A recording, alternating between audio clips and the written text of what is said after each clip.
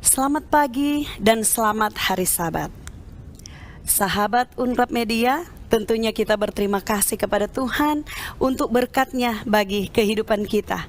Sepanjang 1 minggu yang lalu Tuhan sudah sertai, dan pada Sabat ini kita sudah siap untuk berbakti memuliakan nama Tuhan. Terlebih dahulu saya mengucapkan terima kasih kepada pendeta-pendeta jemaat Unklab, begitupun dengan para tua-tua jemaat Universitas Kelabat yang sudah memberikan kesempatan kepada saya untuk membawakan firman Tuhan pada Sabat ini. Judul firman Tuhan yang akan saya bawakan Sabat ini adalah minyak yang tak pernah habis. Sebelum saya lanjut untuk membahasnya, mari kita tunduk seketika untuk berdoa. Mari kita berdoa. Bapa kami yang di surga, berfirmanlah, kami telah siap untuk mendengarkan firman-Mu. Minta ampun salah dosa kami, dalam nama Yesus kami berdoa. Amin. Minyak yang tidak pernah habis. Firman Tuhan yang akan saya bawakan Sabat ini, saya ambil dari 2 cerita. Cerita pertama yang terdapat di dalam 2 Raja-Raja 4. Di manakah diceritakan di cerita ini, ada seorang nabi yang meninggal dunia. Dia meninggalkan istrinya dan 2 anaknya yang masih kecil. Tetapi sayangnya di cerita ini bahwa dikatakan bahwa nabi ini meninggalkan hutang yang sangat banyak. Saking banyaknya hutang yang mereka punya, sehingga kalau katanya tidak dapat membayar, maka kedua anak daripada janda ini akan diambil untuk dijadikan budak. Sangat susah ya. Bagaimana perasaan seorang ibu ya, yang tidak mempunyai seorang suami lagi, dan hanya mempunyai 2 orang anak yang sangat dia kasihi, dan akan diambil dengan maksud untuk menggantikan hutang yang mereka pinjam sebelumnya. Terus janda ini dia tidak putus asa, dia berdoa dan dia datang mengeluh kepada Nabi Elisa. Tidak punya apa-apa kecuali sebuah buli-buli yang berisi minyak. Lalu berkatalah Elisa, "Pergilah, mintalah bejana-bejana dari luar daripada segala tetanggamu, bejana-bejana kosong, tetapi jangan terlalu sedikit. Kemudian masuklah, tutuplah pintu sesudah engkau dan anak-anakmu masuk. Lalu tuanglah minyak ke dalam segala bejana. Mana yang penuh, angkatlah." 2 Raja-Raja 4 ayat 3 dan 4.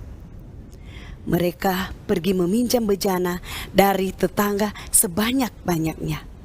Mungkin karena mereka adalah seorang nabi, maka tetangga-tetangga yang ada di sekitar mereka juga segan kepada mereka, ya. Jadi mereka memberi pinjaman bejana kepada ibu dan kedua anaknya. Terus waktu mereka mendapatkan bejana-bejana dari tetangga-tetangganya, mereka bawa di dalam rumah, mereka tutup pintu. Kemudian apa yang selanjutnya? Sang ibu ini dia menuangkan minyak, sedangkan anak-anaknya mendekatkan bejana-bejana kosong tersebut. Minyak itu tidak pernah habis sampai semua bejana penuh. Kemudian pergilah perempuan itu memberitahukan kepada abdi Allah, dan orang ini berkata, "Pergilah, jualah minyak itu, bayarlah hutangmu, dan hiduplah dari lebihnya engkau serta anak-anakmu." 2 Raja-Raja 4 ayat 7. Itu cerita yang pertama. Berikut kita masuk di cerita yang kedua, yang terdapat di dalam 1 Raja-Raja 17.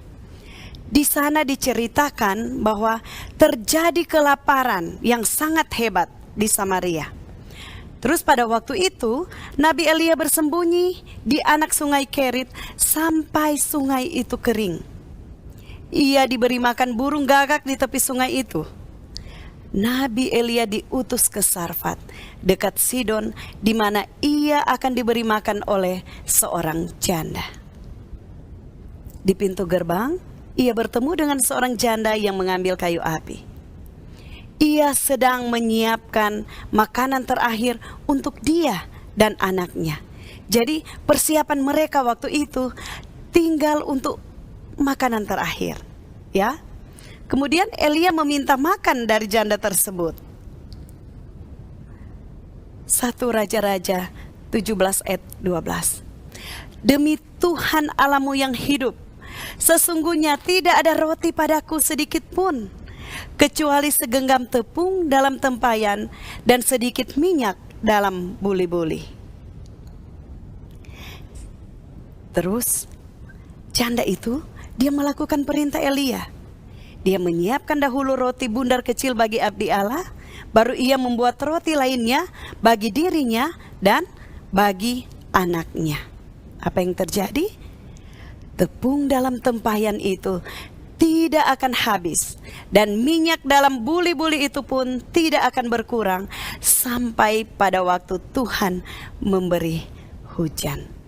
Mujizat terjadi di sana.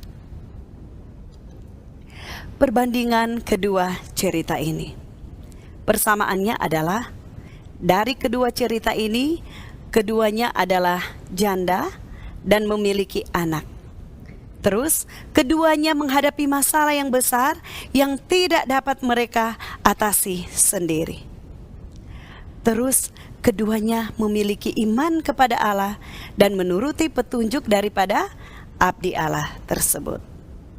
Berikutnya, keduanya dilepaskan dari masalah oleh mujizat minyak yang tak pernah habis.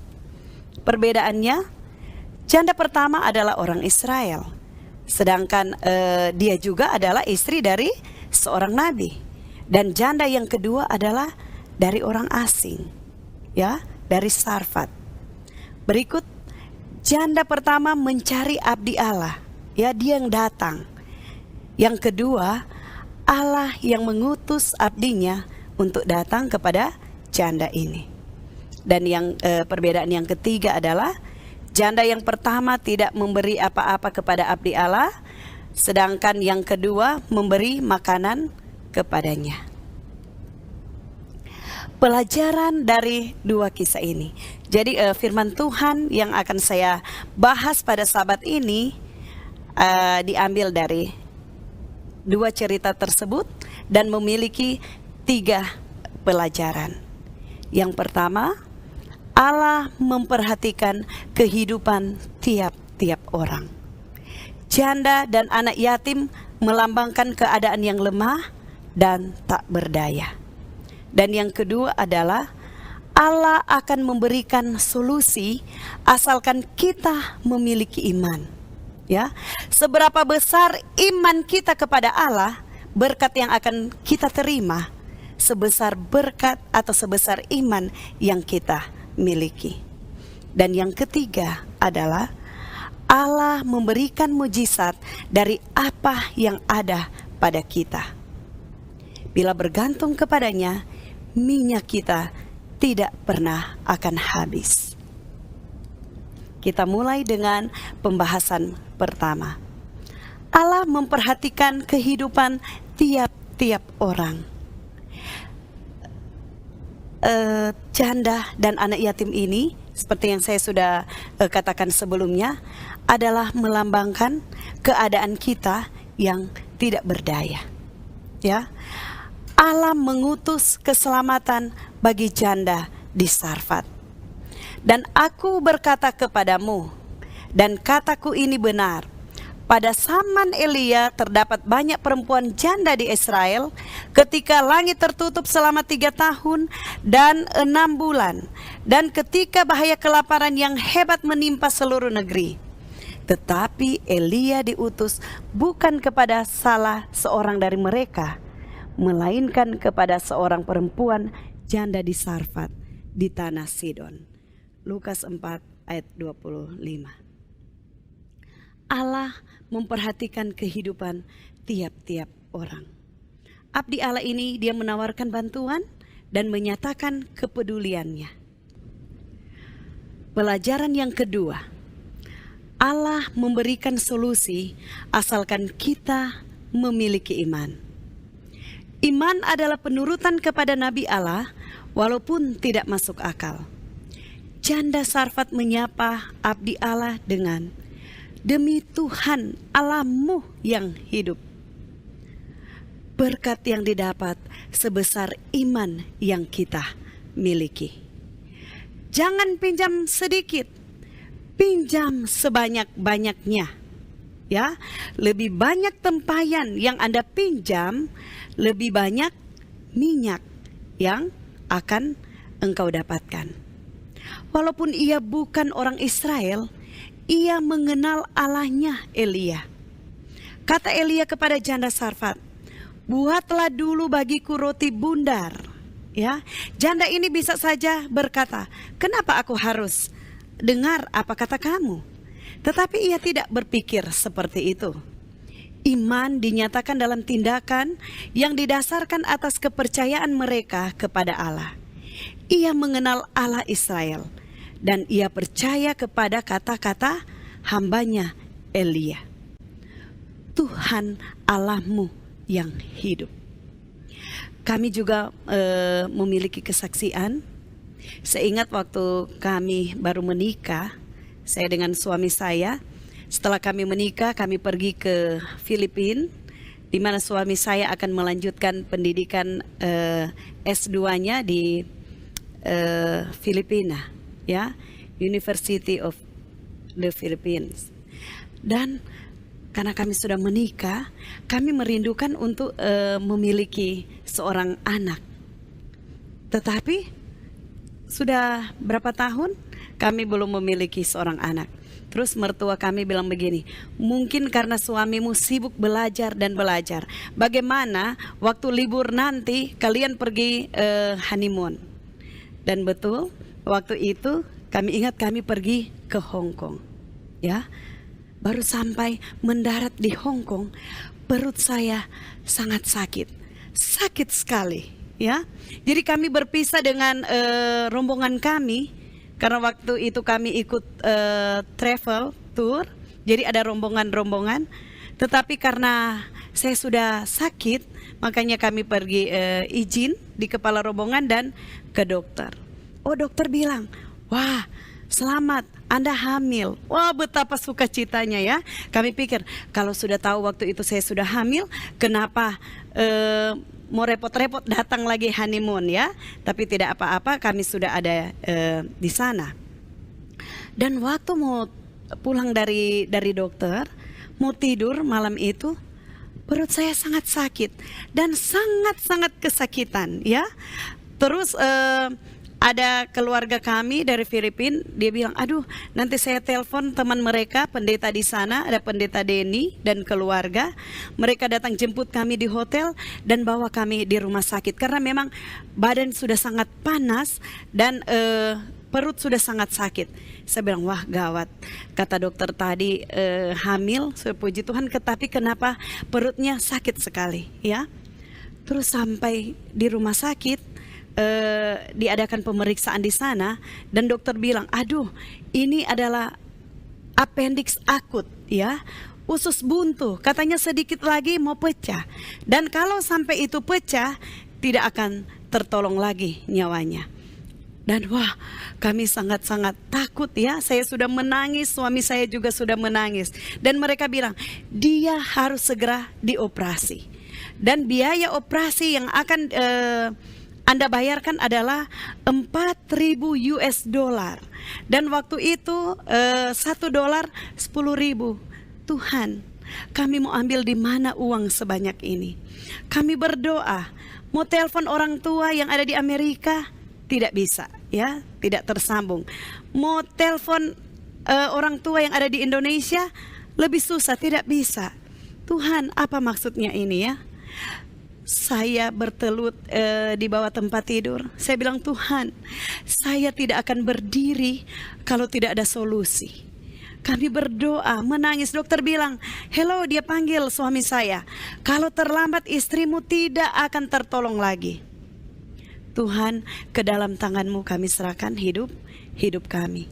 Kami percaya Engkau akan menyiapkan pertolongan tepat pada waktunya. Dan betul saudara, pada waktu belum lama kami berdoa dan saya memang di tempat tidur, di samping tempat tidur saya bilang, Tuhan, kalau belum ada solusi saya tidak akan berdiri walaupun saya dalam keadaan sakit seperti ini. Dokter juga, perawat juga sudah bingung, Ibu berdiri, harus berdiri ya. Tetapi tidak, saya menangis. Dan apa yang terjadi? Ada satu perawat yang datang, dia panggil suami saya. Katanya ada seorang ibu yang menanti Anda di luar. Dia datang, cepat-cepat dia datang. Ibu ini, dia bilang, oh saya sementara menjaga ayah saya yang ada di rumah sakit juga. Entah, sudah 1 minggu katanya dia tidak bisa tertidur. Dan saya heran, hari ini, malam ini dia bisa tertidur. Dan sehingga saya bisa datang kepada Anda dan memberikan uang ini. Wah, suami saya bingung, apa ini? Uang sebanyak $4.000. Saudara-saudara, sampai hari ini saya tidak pernah bertemu dengan ibu tersebut. Tuhan menjawab doa-doa saya. Tuhan menjawab doa suami saya. Dia mengirimkan seorang ibu untuk membawakan $4.000. Dan waktu suami saya ambil, dia serahkan di administrasi rumah sakit. Dan saya dioperasi. Dan selamat ya, sampai saat ini masih dalam keadaan sehat, puji Tuhan. Iman, berkat yang akan Anda dapatkan sebesar iman yang engkau miliki.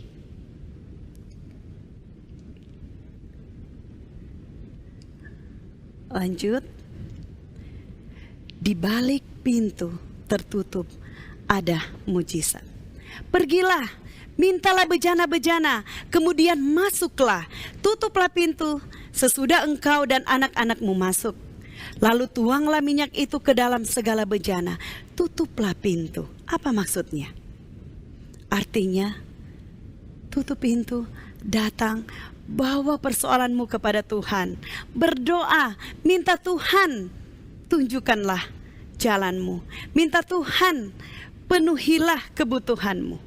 Ya, sementara menuangkan minyak di tempayan, ibu dan anak ini berdoa.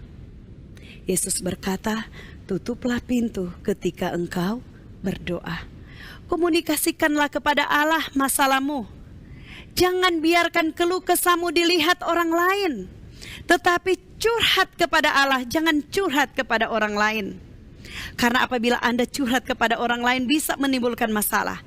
Tetapi kalau Anda curhat kepada Tuhan, masalahmu akan teratasi. Di balik pintu yang tertutup ada mujizat. 2 Raja 4 ayat 3-5 ya. Pergilah, minta bejana-bejana, kemudian masuklah, tutuplah pintu sesudah engkau dan anak-anakmu masuk. Lalu tuanglah minyak itu ke dalam segala bejana. Pergilah perempuan itu daripadanya, ditutuplah pintu sesudah ia dan anak-anaknya masuk. Masalah mereka bisa dihadapi karena mereka menutup pintu, yaitu mereka datang berdoa dan mujizat terjadi di sana. Pelajaran yang ketiga, Allah memberikan mujizat dari apa yang ada pada kita. Elisa bertanya, apa yang ada padamu di rumah? Jawabnya, minyak sedikit. Allah memberikan mujizat dari apa yang ada pada kita. Bila kita bergantung kepadanya, minyak kita tidak akan pernah habis. Perumpamaan tentang 10 anak darah. Ada perbedaan gadis bodoh dan gadis bijaksana. Minyak dari gadis bijaksana ini tidak habis. Sementara minyak dari gadis yang bodoh ini habis, tidak ada persiapan minyak. Apa itu minyak? Ya, minyak melambangkan Roh Kudus. Bagaimana cara kita memperoleh Roh Kudus? Jikalau kamu mengasihi aku, kamu akan menuruti segala perintahku. Aku akan minta kepada Bapa, dan Ia akan memberikan kepadamu seorang penolong yang lain, supaya Ia menyertai kamu selama-lamanya, yaitu Roh kebenaran. Yohanes 14 ayat 15 sampai 17. Minyak melambangkan Roh Kudus. Cara kita memperoleh minyak, ya. Apa caranya? Ikuti perintah-perintah Tuhan yang terdapat di dalam 10 perintah Allah. Jangan ada padamu Allah lain. Jangan membuat patung dan menyembahnya. Jangan menyebut nama Tuhan Allahmu dengan sembarangan. Ingatlah dan kuduskanlah hari Sabat. Hormatilah orang tuamu. Jangan membunuh, jangan berzina, jangan mencuri, jangan mengucapkan saksi dusta, jangan mengingini milik orang lain. Itulah yang harus kita lakukan, ya, kalau kita mau memperoleh minyak tersebut. Jikalau kamu mengasihi aku, kamu akan menuruti segala perintahku. Pasti, jikalau kita sudah menuruti perintah Allah, kita akan menghidupkan buah roh dalam hidup kita. Apa itu buah roh? Buah roh ialah kasih, sukacita, damai sejahtera, kesabaran, kemurahan, kebaikan, kesetiaan, kelemah lembutan, dan penguasaan diri. Jadi pelajaran kita sahabat ini adalah Allah memperhatikan tiap-tiap orang. Kedua, Allah akan memberikan solusi asalkan kita memiliki iman. Ketiga, Allah memberikan mujizat dari apa yang ada pada kita. Janji Allah, Engkau menyediakan hidangan bagiku di hadapan lawanku. Engkau mengurapi kepalaku dengan minyak. Pialaku penuh melimpah. Kebajikan dan kemurahan belaka akan mengikuti aku seumur hidupku, dan aku akan diam dalam rumah Tuhan sepanjang masa. Mazmur 23 ayat 5 sampai 6. Allah menjanjikan berkat, minyak yang penuh, kebajikan dan kemurahan seumur hidup akan kita terima jikalau kita mau datang bersandar kepadanya. Saya bawa dalam nama Yesus. Amin.